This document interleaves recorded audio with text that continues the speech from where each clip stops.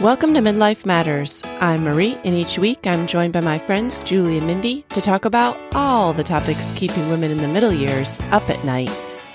Time. We're all trying to make the most of it, savor it, and enjoy as much of it as we can. Join us as we talk about some of the times we cherish, those we hope to never repeat, and the times we're looking forward to. Let's get started. Listeners, today we're talking about time. It's a miserable and a wonderful mystery. Mindy, you brought this topic to us, and I think this was an interesting way that you phrased it because it really can be so wonderful, and then it really can be so miserable all at the same time.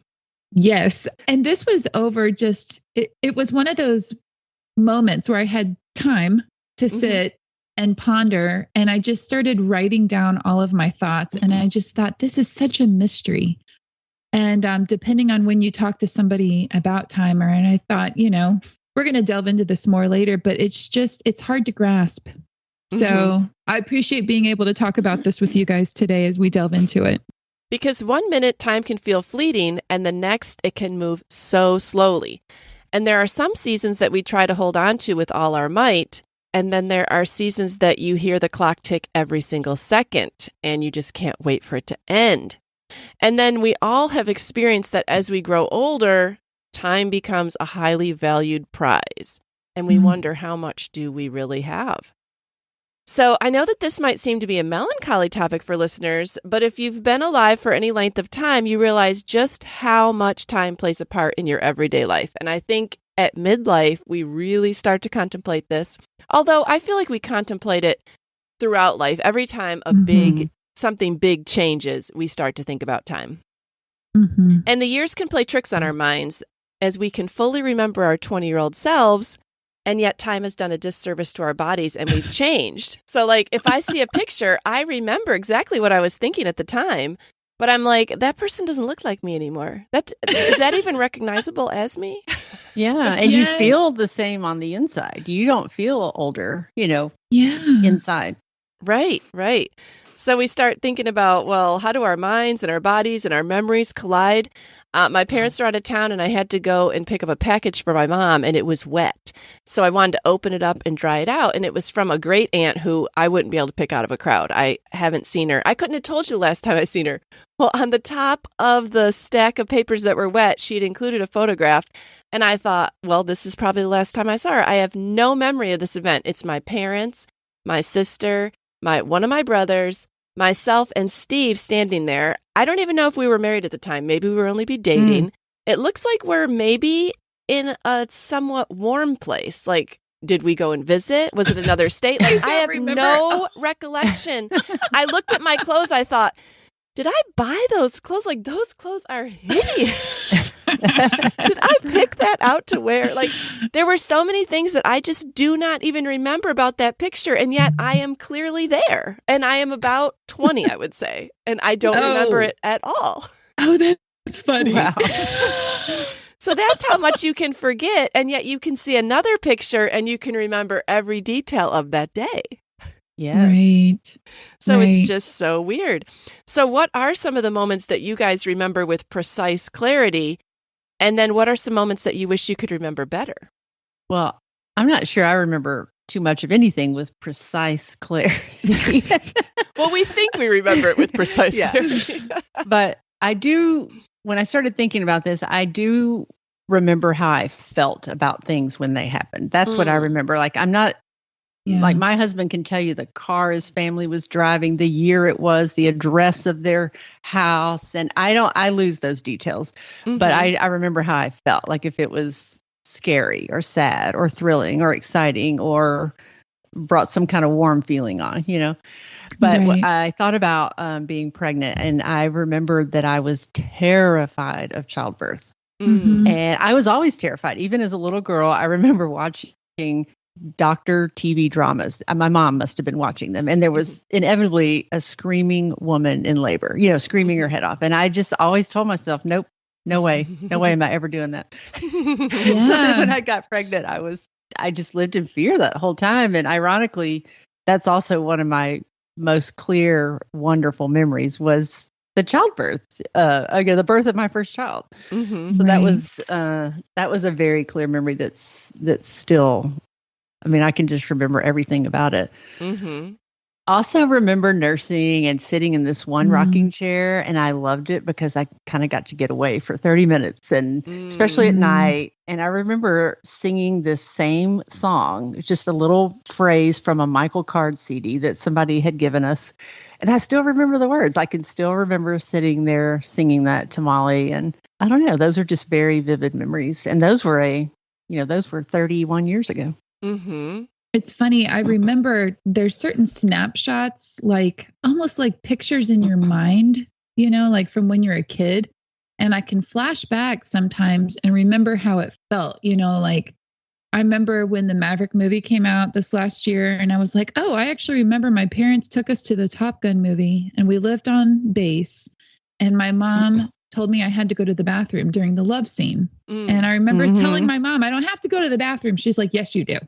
And she was trying to get me out of the movie theater. It's like just a moment in time, like it flashes in your mind. But when I remember other times, it's funny, Julie, that my mind went to pregnancy with my first child. I think it's just so different. Like your body has been taken over and there's just nothing like it. And so I remember just the wonder, of it, and of so many things, especially of the first pregnancy, like finding out you're pregnant, but not seeing anything, and feeling the first flutters of her moving, the terror and fear of having her. It's funny you said that. I remember sitting on the bed one night, seriously, like I didn't want to get ready for bed because I was afraid I was going to go into labor. And I just didn't know what to do. John and I had taken a trip. I had found out that I was pregnant, and we had taken a trip to Bermuda. My parents gave it to us as a graduation present for me. And we rode mopeds all over the island because that's how you get around. And I came home crying, thinking, I've killed my baby because I was riding a moped. Like that was so stupid, but I felt so guilty. Like that just couldn't have been good. That just couldn't have been good. That's ironic, Julie. All right, your mind's getting my mind going, because I took a pregnancy test before we went to an amusement park called Paramount Carowinds. And the test hit was negative, though I thought I might still be pregnant. Well, I rode all these roller coasters and I didn't feel quite right when I got off. And then literally like a week later, I took another test and it was positive. I'm like, oh no, messed her up. But yes, I do remember the first day Bryce went to work and I was at home with Abby. And it was a rare time she was sleeping because she cried so much. And I remember thinking, what do I do now? And when the first trip to Walmart, like for the rest of my life, I'm going to have her, and it was this daunting, overwhelming, like you have all the stuff. I'm walking into Walmart with one arm on the carrier, one hand, and I had the big old diaper bag prepared for anything, first time mom. But moving forward, I mean, the nursing, I love the nursing. And I remember specifically, even with my last child, by the time I had, the fourth and I was nursing, I was like, I think this is it. Like, this is the last time I'm going to be able to go through this and experience this. And it was sweet and it was beautiful. And also I couldn't wait for it to pass because I was like, I need to get down. I have 3 other kids that need me. So there was this rushed sense of trying to take it in. And then also with time, I remember painful lessons in life. Like I can go back and remember how I felt during certain seasons.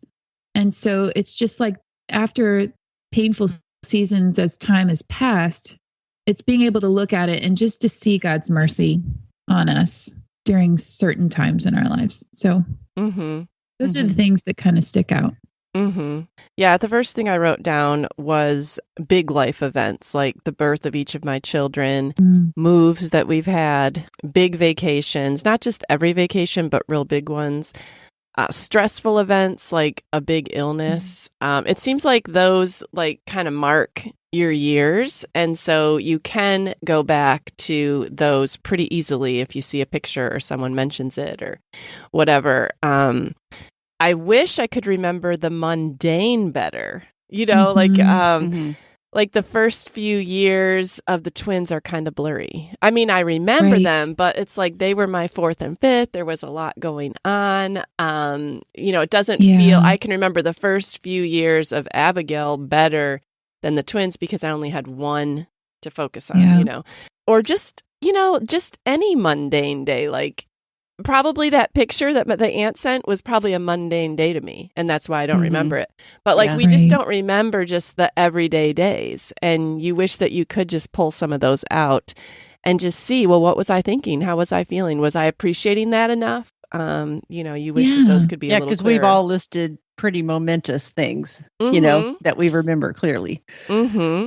So I do wish that I could remember just mundane days, because a lot of times I think, well, how did we ever keep it all going?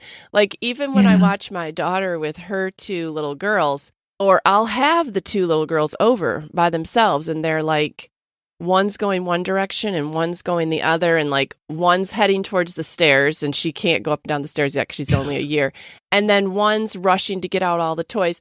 And it's like, how did I ever have five? Like the twins we never even had baby gates. Like they somehow made it up and down the stairs and I didn't worry about them. Like they knew how to turn around at the top and go down on their stomach at like 8 months old. They already knew how to do that. Like, but how did I teach them that? Like, how did it all happen? How did they survive? Like, how did all my kids live past a certain age? Because I don't know how I kept track of all of them. You didn't, Marie. You couldn't possibly keep track of Well, that's true. And yet when I have my two little granddaughters over, I'm like, I don't know how I'm going to keep them both safe. But yet I had these five running all over the place. Well, we've all mentioned that pregnancy, childbirth, nursing, specifically our firstborn. I can honestly say I don't remember doing much of any of that with my sons. I know I did, but I can't tell you much about their birth or I just don't remember it as clearly. Sorry, boys. I know. It was a special time, but I know. I do remember when Davis was about probably 3 months old. Maybe he was only 2 months old. I don't know. He was sitting in the like bouncy seat. And I remember talking to another friend and just saying like, he doesn't do anything. Like with your first, every moment you felt like they were doing anything.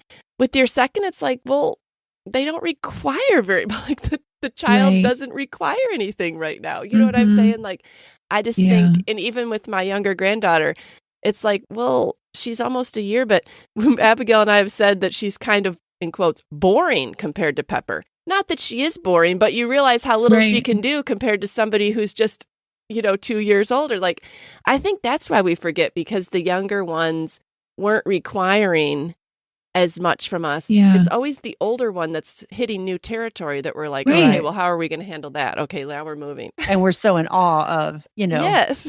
Yes. And when the other ones do it, it's like, well, that's what they're supposed to be doing. Right. Or why didn't you do this as fast as the first one? Did you guys ever write down things?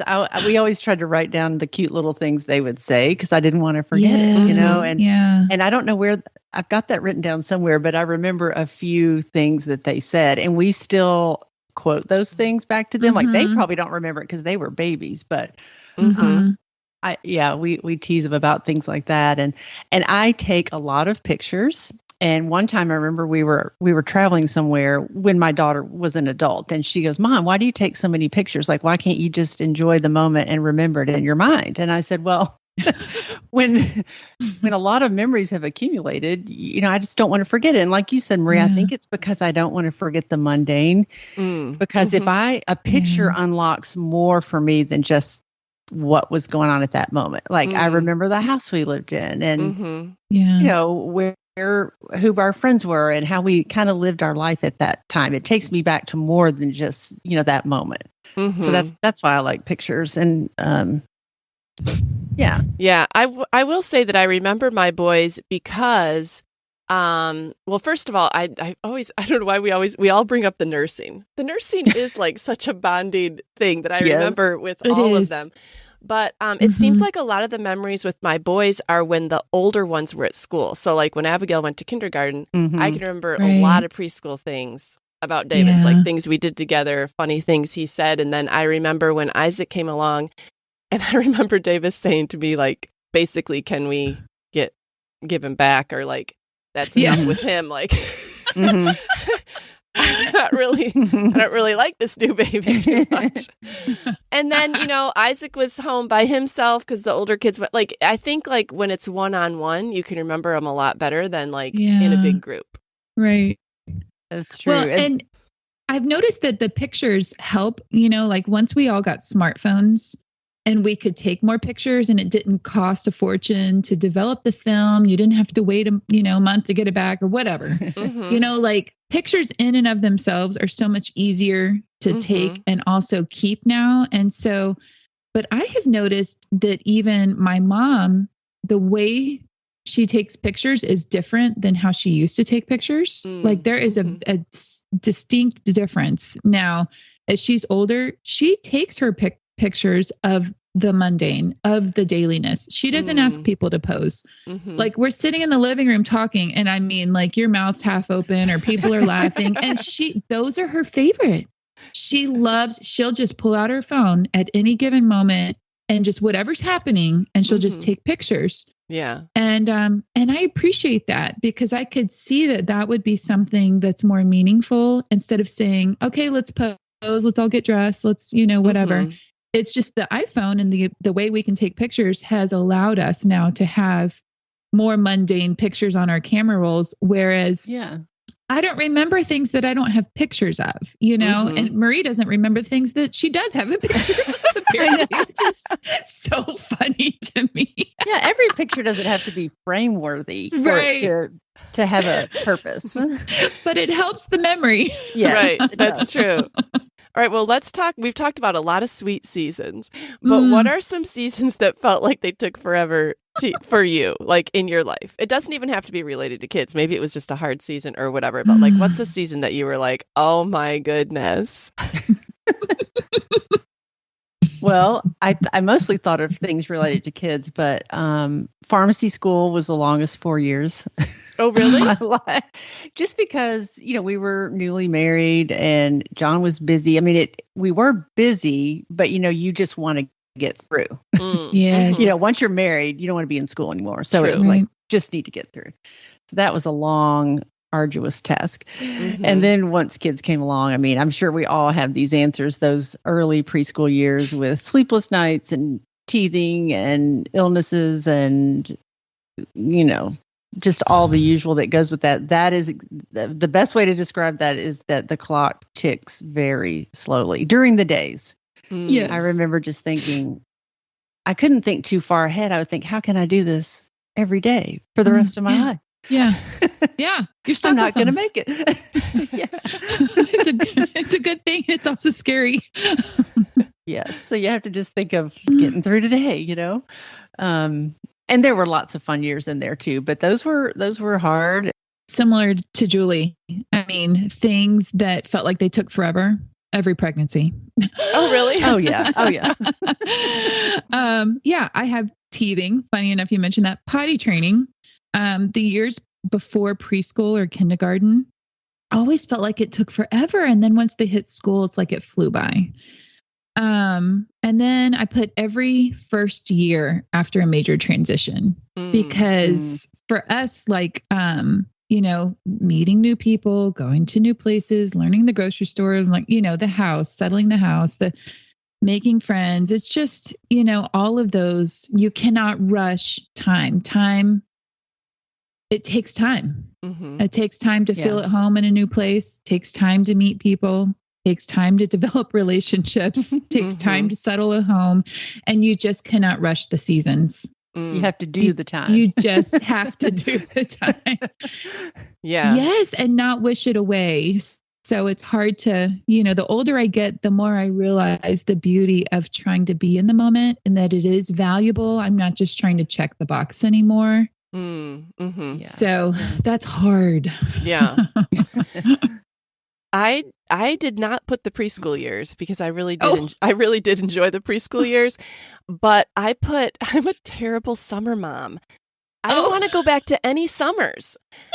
I don't like summers. 12 weeks of no routine with everyone at home. Seriously, like I wish I could be a better summer mom.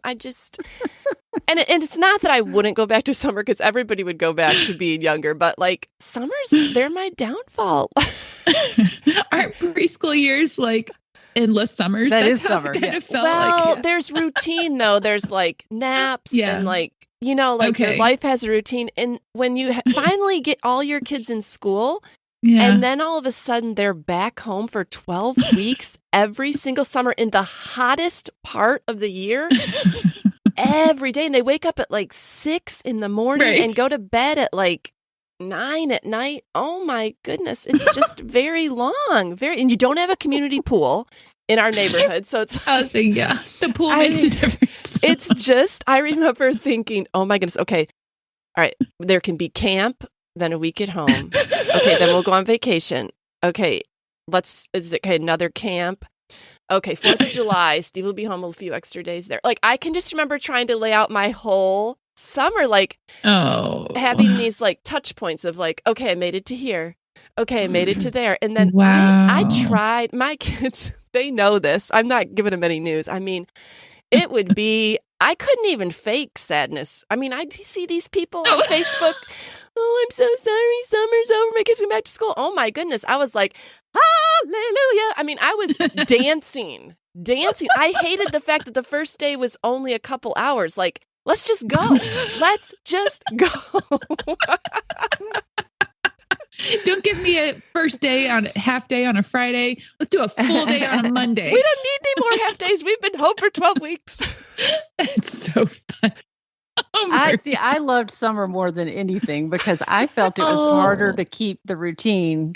Like it was so much more work to keep the routine up than to have our schedule the way we wanted it. I loved it. I love routine. I can't help it. I love routine. I love it. Well, I just like my own routine, not somebody else's. And Julie got to make up her routine. Yeah. Yeah. Well, let's talk about seasons that pass too quickly. For that one, I really did put the preschool years. I felt like the preschool years passed by so fast. I think because there are so many changes in such a relatively short period of time. There's so much growth and they learn so many skills and they're always changing.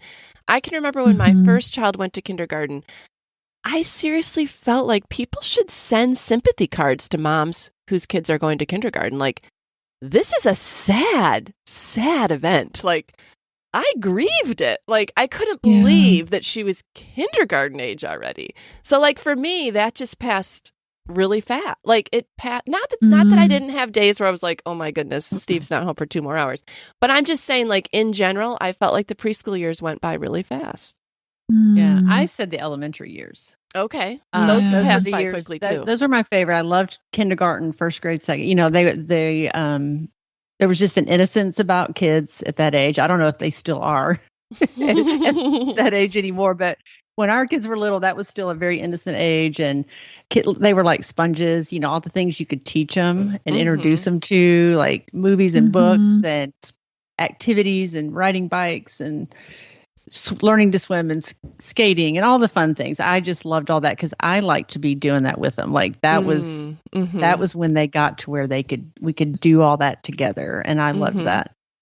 And then I said high school. I thought high school flew by because I remember it seemed like the first 2 years seemed kind of like I envisioned it as uphill. And then I wished there was a middle year in high school because then I realized third and fourth, it was going down. Like it was so quick. I knew how fast the first 2 years went.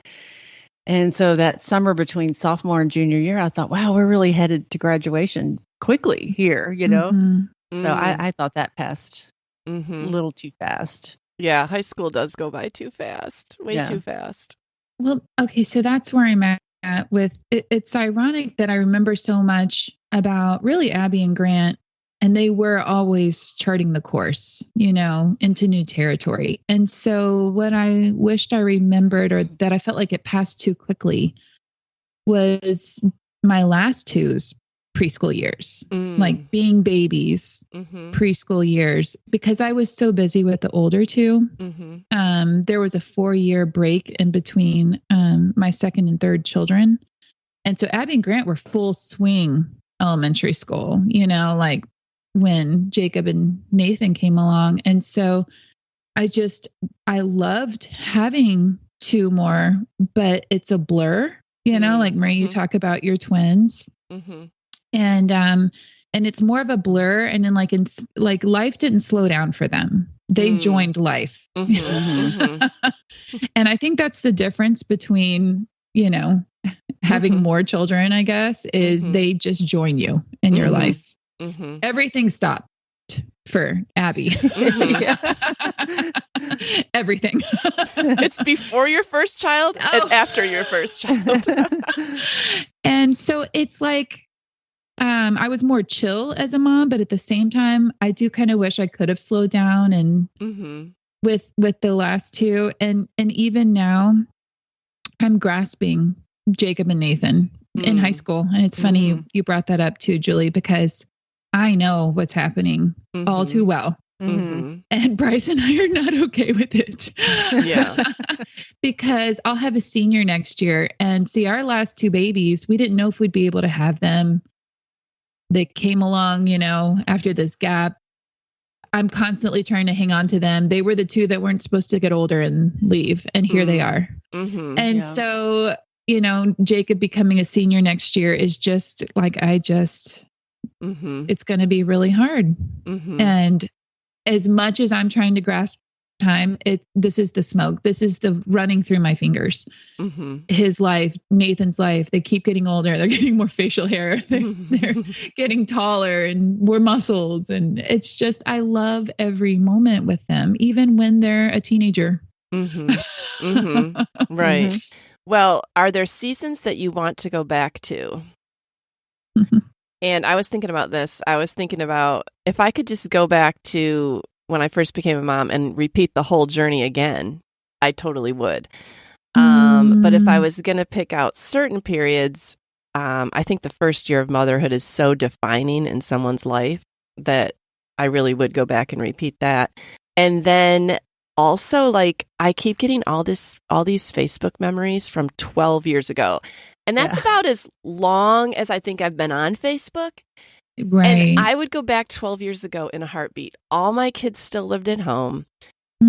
I had young ones that were still full of innocence and easy to like love on. And I had cantankerous teenagers who were a little bit harder to physically love on and weren't always in a great mood. But it was kind of like this, like, I had both sides, but now I see the preciousness of both. Like, even that cantankerous teenager, it's like, oh, let me give you a hug. Come on, you are precious. Sure, we got in some fights that day of that picture, but we also had really great times too, you know? And in the same picture, I have two that are like in first grade with their front two teeth missing. Like, that's precious too. Like, they're just all there. And I would so love to go back to 12 years ago. And then this is kind of a weird one. But I would totally go back to 2020. I know a lot of people would not say that, but I wouldn't go back. I would go back for the family part of it because our first grandchild was born right when lockdowns happened. And because of everything being locked down, it was such a family time. Like, Abigail and Nick didn't have anywhere else to go. You know, Maddie and Davis were in college, but they came home quickly, I think. And then, like, I got to spend so much time with my adult kids because none of their friends were getting together. Like, they didn't have anything else to do. It was like, we got to spend so much time together because all other activities were gone. And then even my kids that came home from their sophomore and junior years, like, at first, I remember being out in the garage and FaceTiming Julie and be like, what is happening? They canceled school again. Like, but honestly, it was kind of like normally looking from March to August, I seriously probably would have wanted to go into a mental hospital, but I got used to everybody being home and we actually had good times. Like, I didn't dread the summer anymore. Like, we actually had good times. It was a very special family time. I treasure the time we all got to spend together because there wasn't anything, no sports pulling anyone away, no other obligations, no nothing. Even my husband, he wasn't even traveling for 11 weeks and he travels every week. So it was just awesome, that part of it. Okay, I'm laughing because now I know my answer is applicable here. Really? I was going to say that do we not have a tendency to romanticize the past? Yeah. And if I Marie's hear totally Marie say she wants to repeat 2020. Just that part, Julie. Just that Listen, Julie and I remember very well how you felt during 2020. I remember you and I remember 2020, Marie, and this is not something I want to go back to. But I did appreciate the family parts. You only appreciate it now that you know they're all gone again. Right. I just think it's so easy to remember the good things and to just dismiss or minimize the hard things, like once it's past. No, I know what you're saying, but we did do some quotes and we did, even on the podcast, say we were appreciating family time. Yeah. We were trying to, but we didn't know if it was going to be okay. We also didn't know how long they'd be home. And so and all those meals cooking. Well, that's we're true. like, when's it ever going to end? I forgot about those. Yeah. Yes. See? Okay. You were like, if I have to cook another meal, they eat 3 times a day, and I'm just cleaning up for one. That's true. We do romanticize the past, but honestly, I'd still go back. Still sign me up. Okay, so maybe if going into a season, if we knew how long it was going to last, would it change us? Yes. I wish I would have known how long it would totally last. And like that perspective, like you can't have that perspective at the beginning of an unknown season. Like I wish I had the perspective of high school years with Abby and Grant that I have with Jacob and Nathan. Mm-hmm. Mm-hmm. I wish when I first got married at 18 and Bryce was 20 and we were so gung ho to face the world together. And I was a teenager still. Right. And I wish I could go back to that time. Yeah. Actually. Before children. And we were just the two of us for 3 years before we had Abby. But I remember thinking, I can't wait. I can't wait to live life with you. And it's, again, one of those things you can't rush the time. You can't rush the seasons. And to just appreciate being a newlywed, having the freedom of being a newlywed. Mm-hmm. And they're just seasons that, yes, I wish I could go back to and tell my younger self, enjoy today. Stop wishing it away. Stop waiting for her to take her first steps. Stop waiting for Nathan to get into kindergarten. You finally have all 4 kids in school. Stop wishing time away for the next season to come. Like now is the season that you need to enjoy. And so how can we do that? How can we teach ourselves that? And we tell our kids now, like, we're going to talk about this, but, you want them, like, appreciate being single before you're married.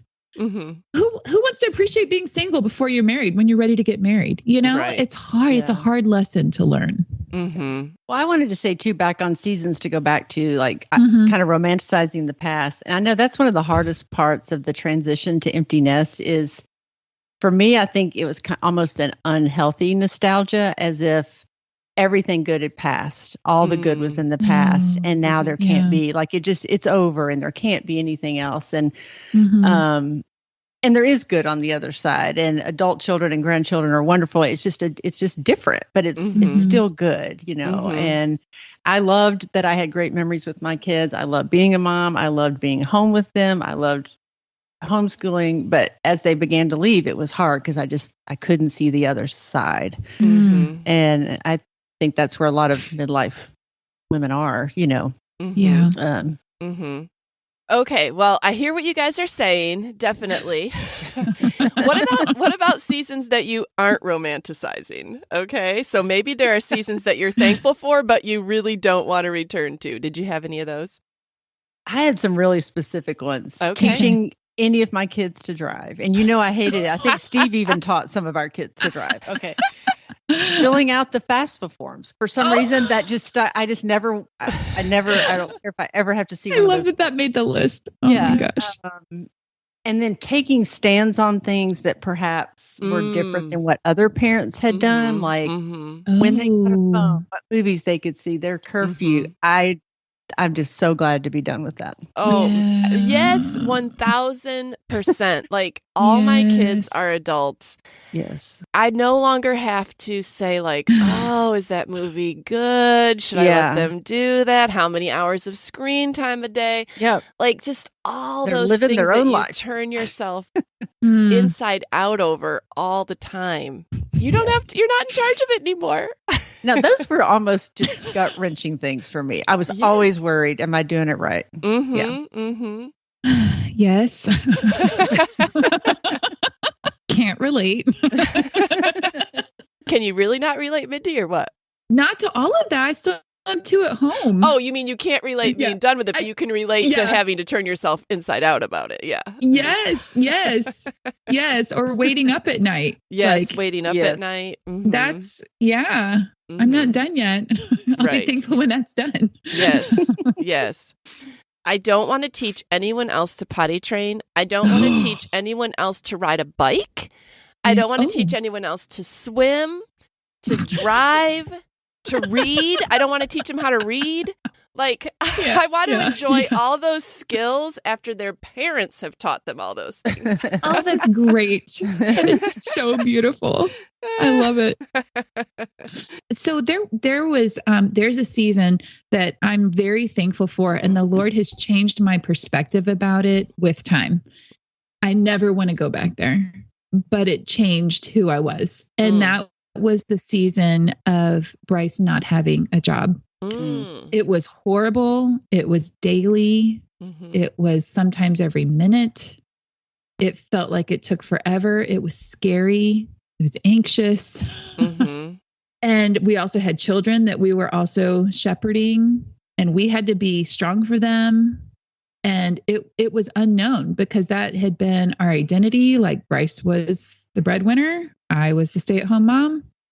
And it was very different to not have the roles be the same for us. And so it's like God took the season and changed our perspective completely, like just completely about what each other's roles were, how we functioned in our family, how our marriage functioned, how we saw each other, what our future was going to look like, what we valued about the future, what we were going to pursue in the future, where we put our money. It changed everything. And so I never, ever, ever want to go back there. But I am so thankful that Bryce and I have that because it knit us together like nothing else has for our future. No, I can definitely see how that, like those hard times, you hate them when you're in them. And it's almost like I'm thinking of the year that Bryce was out of work. If you could have known at the beginning of the year that it would be a year, and I know that, then you could pace yourself. But instead, you it's like the COVID thing. It's like, well, I want to enjoy this time altogether, but I don't know how long, and is the future going to look scary? Yeah. And the question you're always, are we going to be okay? Are we going to survive this? And you don't know. You don't know. Yeah. But we've all said if we knew the length. I think that's interesting because like God is timeless. He exists outside of time, but he created us to be bound by time. Yes. And that's the mystery. And we want God, to act on our time. And he's never late, never surprised, but we just can't understand, because we're finite. Yes. And he's infinite. We can't understand how he works. And it just seems like things happen randomly and they don't. And, I'm experiencing that right now. Right. Well, let's talk a little bit about seasons that you're looking forward to. And when we say that we're looking forward to, it doesn't mean that we're not enjoying the season we're in. It's just seasons that we can anticipate that we think we'll enjoy. So, Mindy, did you have a season that you're looking forward to? Well, this is easy for me because you guys are helping me along. You're looking forward to when you don't have to do FAFSA forms. Empty nest, I look forward to that now because I see it's going to be okay. Like I see there's another, there's another side. There's a second act, which could be still just dailiness, but there is life after having children in your home on a daily basis. I'm really looking forward to being a grandma. Though I am cherishing the time with Abby and Joey before they have children. Mm-hmm.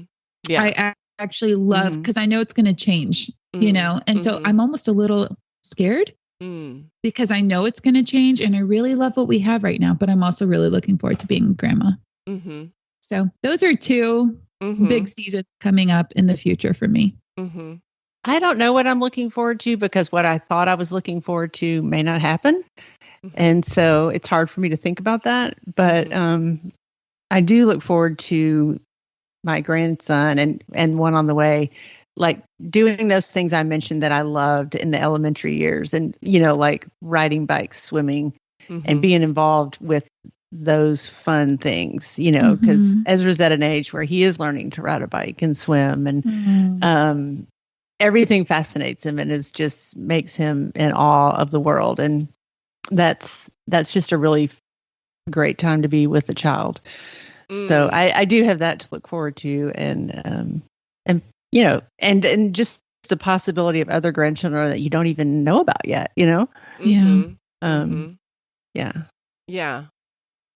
I put a season that I'm looking forward to, not that I'm rushing the one I'm currently in, but I am kind of looking forward, I'm definitely looking forward to not taking care of all my kids' cars anymore.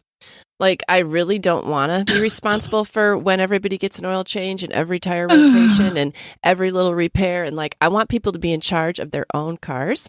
But I'm really looking forward to being able to buy a house where I don't have to consider, well, we have kids home in the summer and we have kids home on holidays, so we have to have X number of bedrooms and it needs to have this kind of a setup, and I have to have parking big enough for, 6 cars. Like, I'm looking forward to being able to make decisions that just Steve and I want to do, and I don't have to think about how it impacts my kids. And I know that might sound Will you selfish, ever get there though? I'm sorry. I'm like, is that ever not an issue? I'm just thinking, I can't imagine the day Bryce and I say, oh, let's have a house that's just good enough for you and I. Oh, well, no, not that. But like, I really, like last year, I really wanted to move to like some of those planned communities, where you can walk and the houses are a little bit closer together. But, they're beautiful because they have HOAs, and HOAs don't allow you to park 6 cars up and down the street.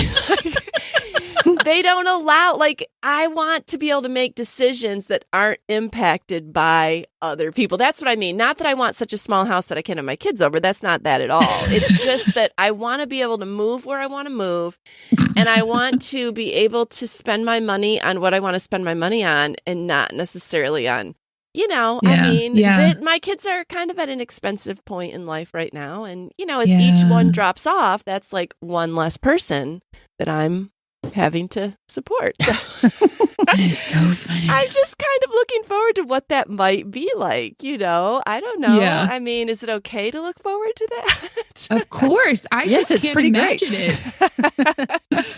I'm like, yeah, that actually sounds really great. But if we still think like, oh, okay, well, when they come home to visit, we have to have X number of bedrooms, and yes.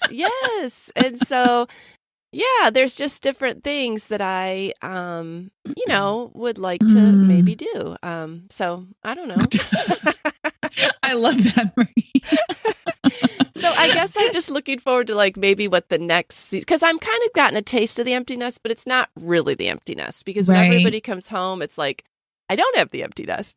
And it's kind of like, well, I know at some point I will have that and I'll be able to make all my decisions based on that, but I really can't do that yet. That makes sense. Yeah, because you're still providing a space for them. Right, and a home, and their needs, and they're not ready to support themselves yet. And I understand that, but at some point in the very near future, they will be. Get on with it. And I'm adding doing their taxes to that list. Now, since it's tax season, as soon as you no longer have to do your child's taxes. Oh, I know. Steve is overwhelmed by, I've never had to do a FAFSA. He does them all. But every year, I mean, how he does the FAFSAs and the taxes, I'm like, my hat is off to you, because I've never had to do it, and I don't want to do it. I know. Julie's still so thankful she's not doing it. That's funny. That's yeah. Such an impression. All right. Well, this is the big question that we really want to end on is how can we teach this concept about time to younger generations? Like, and I'm sure that older generations have talked about this forever, but, or how did someone teach it to you? Maybe someone in your life gave you some good advice. Like, what do you recommend? I don't know. When I thought about this, I just remembered that I didn't understand when people tried to tell me, like in the grocery store, oh, cherish every moment. And you've got 3 kids in the basket, screaming, and, like wanting candy and pulling crying. things off the shelf. Yeah, like, okay, don't tell me that right now. And, or when they say it just goes by too fast, like, I'm not even sure you can understand that. And it's a lot of pressure to say, live every moment to the fullest. Like, what does that even mean? Yeah. And I thought about scripture, like time brings about wisdom. And like you said, Mindy, you can't rush time. Like it just has to happen. And in Job 12:12 in scripture, it says, wisdom is found with the elderly and understanding comes with a long life. And I just think, not that there aren't young, wise people. I'm not saying that, but when you're really young and just starting out, you just think life is a series of choices. Like, well, where am I going to go to school? What's my degree? Who am I going to marry? How many kids am I going to have? What house am I going to live in? Where am I going to go to church? Who are my friends? And then at some point, you kind of wake up and realize that maybe life doesn't go as planned, and you wake up to a life that you didn't pick, like it got picked for you. And that could be like, for me, that was at 55. And for John, it was at 12 when he lost his mom. Like it can be at different ages. So I think some things can rush time. But so you just kind of, as you get older and wiser, you realize there's things you can't change and you can't fix, and the work of life becomes more of an inside job. Like working on yourself. Working on yourself, yes. And I think it's just learning to live between the two extremes of, when you're young, you think anything and everything is possible. And then the other end of that extreme would be like despair and hopelessness. And you've got to learn to live like in between. Real life is happening. And I think that's where wisdom comes in. I just don't know that you can rush that. Unless something maybe, I know tragic things happen to young people. And that can kind of speed up the process. But if not, it just, understanding comes with long life. It does.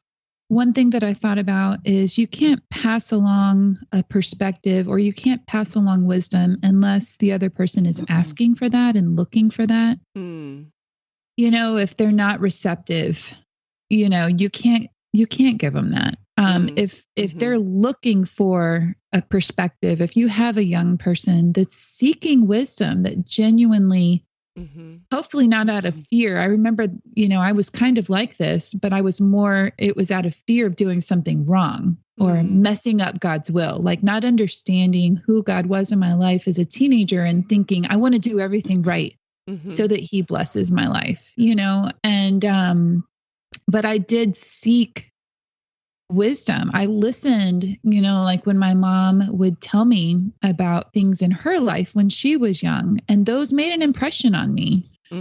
So depending on, what younger generation you're talking to, you can tell whether they're open or not. And also I remember being more receptive at any age to somebody that was talking to me out of love, compassion, kindness, and they were living a life of gratitude no matter what had happened to them. They had found God in each season of their life, in the good times and in the bad times, as opposed to the older person that looks on younger generations with disdain because they don't understand, or, you know what I mean? Like I don't appreciate that. It hurts me to hear older generations that dismiss younger seekers, younger people that, of course, they don't have life experience, but they're searching, and we can value that. And so there's just, that mentorship, that loving relationship of appreciating and bringing along the younger generations and teaching gratitude and teaching how to maybe even journal or remember, God's loving kindness in each season. Yeah, I think you can kind of tell, like, I'll find myself just kind of laughing inside. Like when you're around a young person who talks like they have their whole life planned out and they're in total control. Like, it's just I just kind of laugh and inside and think, I hope it goes that way. But I think part of wisdom is also knowing how much you don't know. That is actually the best thing to know, is to realize how much you don't know. Yeah. And that takes age. And then we were all like that, I'm sure. We all thought we knew everything. Oh, yeah. For sure. Yeah, I don't know how we teach it to the next generation, but I wanted to share something that was pivotal to me about time. And I think my mom shared this with me, and I don't know when she shared it. I don't know if I was graduating high school, if I was graduating college, if it was sometime in between. It was in those years. So I graduated from high school in 1990. Okay, so in the commencement address at Wellesley College on June 1st, 1990, Barbara Bush told the graduating class, "At the end of your life, you will never regret not having passed one more test, not winning one more verdict, or not closing one more deal. You will regret time not spent with a husband, a friend, a child, or a parent." And I don't remember if my mom told me that year in 1990 when I was graduating from high school, or if she told me that sometime during my college years, but I always remembered that. And I think that it's shaped my view about time a lot, because I will think to myself, like, well, if I died tomorrow, what would I regret? And it's never been that I didn't have a job or that, I didn't work more. I would only regret that I hadn't spent more time with my kids or my husband or my family. And so I do feel like that has kind of shaped my priorities and things that I've chosen to do. And, when I do this episode on time, I mean, you hear me. If I died tomorrow, I would wish to repeat any one of those mundane days raising my kids. Even the ones in the summer. I was going to say, even in the summer? Yes, even the ones in the summer that I laughed about. I would repeat any one of them. That would be what I would want to repeat. That would be what my most important thing was. It wouldn't be that I wish I had one more day at work. No. So anyways, or one more accolade or one more person being impressed with some achievement I had. It would making be more money. Yeah, it would be those days. I would want those days back. So I guess that was what I would tell a young person, is that quote, like, those are the things that will be important to you later. Yeah. And I think when you're young, we all take that for granted, that these people will always be here. You're just not faced with the thought of things ending. You just kind of think everything's going to go on forever. And it's easy to take people for granted when you're young. Right. So anyways, I hope that's not ending on too melancholy of a note, listeners. If you have any thoughts on our time episode, we'd love to hear from you. You can find us on Instagram at Midlife Matters Podcast, or you can email us at midlifematterspodcast@gmail.com. But before we go, we want to do I'm a Fan.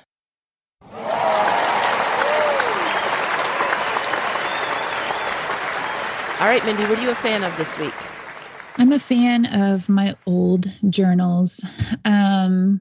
Even this morning, I went back to a year ago and was just reading, kind of my own thoughts about our life. And it's amazing how you can learn such lessons from yourself. And, and I'm convicted from myself, thinking, as I read through my thoughts about the dailiness. I wrote down things, that a certain kid said, or a certain activity that we did that I don't have a picture of, that I don't necessarily remember unless I'm reading my words.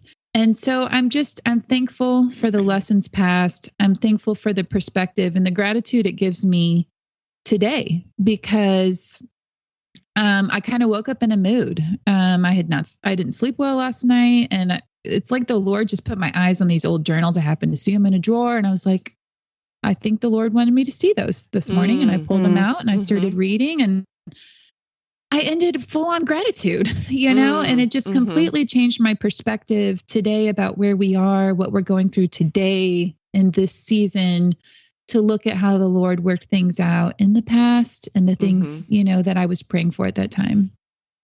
Yeah, I love that answer, Mindy. And Usually I tend to destroy all my journals because I don't want my kids to find them on my, after my death. Yes. But I will just say for anyone else out there that feels like, oh, I don't have journals. This just came to my mind because we talked about the Facebook memories. Yes. And those are a form of a journal, things you post on Facebook because they come back. And like, we didn't used to post so many pictures on Facebook. So this was just words that came back this week. It says March 26, 2016. Just got home from New York City tonight, and Isaac was very happy to see me. He said having me gone always makes him appreciate what I do all day.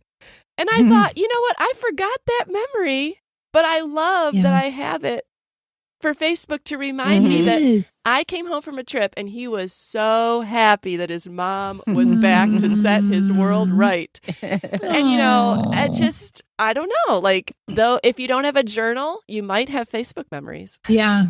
Yeah. Yeah, it's true. And we used to write more because a lot of my memories from 14 years ago on there don't have any pictures. It's odd just to see, like I just said something that happened that day. And, Yes. Yeah. All right, Julie, what are you a fan of this week? Okay, this week I'm a fan of a book that we have read in our children's literature book club that I have. And it's a book that we've actually referenced on this podcast. I can't remember which one it was, but it was about the Phantom Toll Booth. The book is The Phantom Toll Booth, where it referenced the terrible trivium. Oh, yeah. Yes. Do you remember that? I do, and I can't remember what episode it was. It was from an article or something. Okay. It was from a real simple article. Yeah. The terrible trivium was talked about in an article, and the terrible trivium is the demons of petty task and worthless jobs. Like, you know, I think they had to move sand from one pile to another, and we talked about how sometimes life as a parent feels like that. Right. So I don't know. The book was written in I think 1961, and somehow I missed it as a kid. I never had to read it, never even had heard of it, but it's really good. It's kind of an allegory of life, and it's fun. Okay, so you recommend it? So for listeners. if you're interested in going back to read a young adult book, it's a good one. Good. All right. Well, this week I'm a fan of a coverlet that I bought for my bed. I have a king size bed and I had a comforter in a duvet, but I hated how on the one side of the bed it didn't quite cover the sheets. You can't see that part from the doorway, but I can't stand it when the when the comforter doesn't come all the way down the way it should. And that comforter is just too hot, like once we hit spring. And I'm always kicking it off the bed. And so I thought, I just want to get something lightweight for summer. And I went on Amazon and I thought, I'm going to type in oversized coverlet. Like, I want it to really cover. And you guys, I found one and I want to recommend it to listeners. So this is the MK Collection 3-piece king/California king oversized bedspread. And it comes in several different colors. I didn't even notice that it said it included the shams. I was surprised when it came with shams because it was only $46. So I thought, well, how can I go wrong with this coverlet at $46? And so just to show you the size difference, so I ordered a king comforter coverlet from Target and the size difference was 90 by 104. Well, this one is 118 by 106. And it's that 90 to 118 is what makes such a big difference. And so I just love the fact that all sides of the bed are covered evenly. Oh, that sounds that is wonderful. a pet peeve of mine too. Is it? I don't know why they can't make them the right size. No, I know. It's so frustrating. So, you know, for less than $50, I have a lightweight coverlet for spring and summer, and it covers my whole entire bed. Nice. I love that you mentioned it's lightweight because that is a thing. Like it gets hot at night, you know, or you feel hotter at night. And so having that, and that's a great price. I need to look at this. Including 2 king-size shams. I mean, wow, how can you go wrong? And it's reversible. It's the exact same on one side as on the other. No way. It's really well made. I mean, I haven't washed it yet, but I mean, it appears to be well made. You're hopeful. It had like 8,700 reviews and they were all like almost 5 stars. So, oh my goodness. I felt confident in buying it. Okay. So I'll put a link in our show notes if you want to have a little bit of lighter sleeping material. Excellent. All right, listeners, we hope that you've enjoyed this episode. Julie and Mindy, I've enjoyed talking about time with you. I've also enjoyed being called out on my romanticization of the past, because I do tend to do that. It's good for people to hold you accountable. We all do. We've been friends for a while, so. That's funny. It's in love, Marie. I know.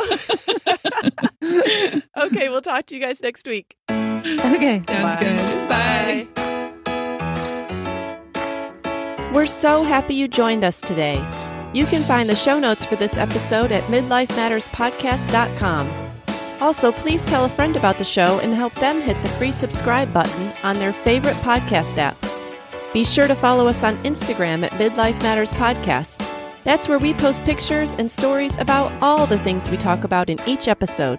Thanks for listening, and we'll see you next week.